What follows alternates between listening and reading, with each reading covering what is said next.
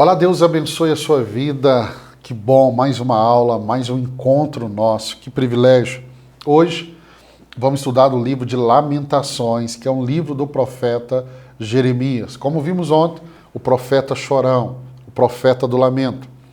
Nós vamos explorar aqui nessa aula o livro de Lamentações, falar do contexto histórico, da estrutura poética, porque esse livro tem uma estrutura poética, e também sobre a teologia do sofrimento e a teologia da esperança. Então vamos lá. O próprio nome do livro, Lamento, é um lamento sobre Jerusalém. Um lamento de um profeta que viu a destruição que está chegando na nação. Então Jerusalém vai cair após o cerco babilônico do ano de 586 a.C. A cidade, ela vai ficar em ruínas. O seu povo vai começar um lamento. Então deixa eu abrir aqui no livro de Lamentações, capítulo 1, verso 1 ao 5. Olha o que diz. Como está deserta a cidade, antes tão cheia de gente, como se parece com uma viúva, a que antes era grandiosa entre as nações. A que era a princesa das províncias, agora tornou-se uma escrava. Chora amargamente à noite, as lágrimas rolam por seu rosto. De todos os seus amantes, nenhum a consola. Todos seus amigos a traíram, tornaram-se seus inimigos. Em aflição e sob trabalho forçados, Judá foi levado ao exílio. Vive entre as nações, sem encontrar repouso. Todos que a perseguiam a capturaram, em meio ao seu desespero. Os caminhos para Sião planteio, porque ninguém comparece às suas festas fixas. Todas as suas portas estão desertas, seus sacerdotes gemem, suas moças se entristecem, e ela se encontra em angústia profunda. Verso 5. Seus adversários são os seus chefes, seus inimigos estão tranquilos. O Senhor lhe trouxe tristeza. Por causa dos seus muitos pecados, seus filhos foram levados ao exílio, prisioneiros dos adversários. Então o que vemos aqui é um profundo lamento pelo que está acontecendo com o povo. E aí o sofrimento do povo é retratado aqui, e você percebe nas palavras, numa angústia intensa. Mas por quê? Por causa da gravidade do pecado. A gravidade do pecado que levou a essa tragédia. Você que está aqui, que é meu aluno aqui no nosso curso de teologia, irmão, coloque isso com muito temor no seu coração. Porque quando eu vejo esse lamento, eu não tenho como não me lembrar de tantos lamentos que eu ouço ali no gabinete pastoral.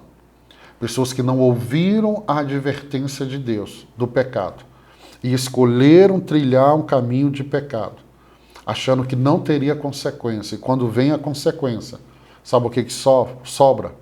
Lamento, choro, dor. Então aqui nós vamos ver um sofrimento coletivo de Jerusalém, e isso nos ensina sobre a consequência da desobediência e da aliança quebrada em Deus. Como que esse livro é estruturado? Vamos lá. Ele tem uma estrutura poética. Já deu para perceber na leitura dos 5 primeiros versículos do capítulo 1. Então ele é composto por 5 capítulos, organizados como poemas de lamentação. Então a maioria desses capítulos segue um formato acróstico, ou seja, em que cada verso inicia com uma letra sucessiva do alfabeto hebraico. Nós vamos ver isso muito no livro de Salmos. Então essa estrutura cuidadosa traz um senso de ordem em meio ao caos. Reforçando o quê? A profundidade do lamento do profeta. Então, a organização poética demonstra que até o lamento pode ser estruturado como uma oração sincera a Deus, revelando que há espaço para expressarmos nossa dor diante de Deus. E aí o que encontramos nesse livro? A fidelidade de Deus. A fidelidade de Deus.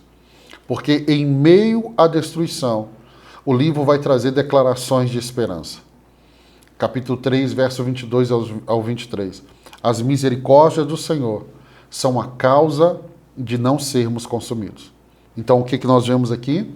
A fidelidade de Deus, ela é apresentada como uma base para a restauração.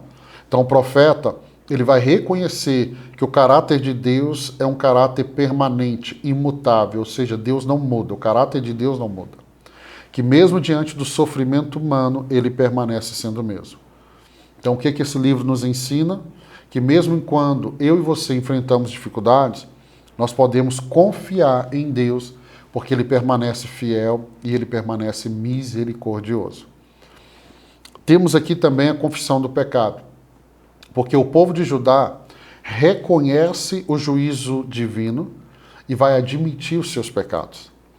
Então, lamentações, elas não expressam apenas a dor, não, mas também um arrependimento genuíno, um arrependimento. Então, essa confissão do pecado vai abrir o caminho para a restauração, vai abrir o caminho para um novo relacionamento com Deus. Guarde isso no seu coração.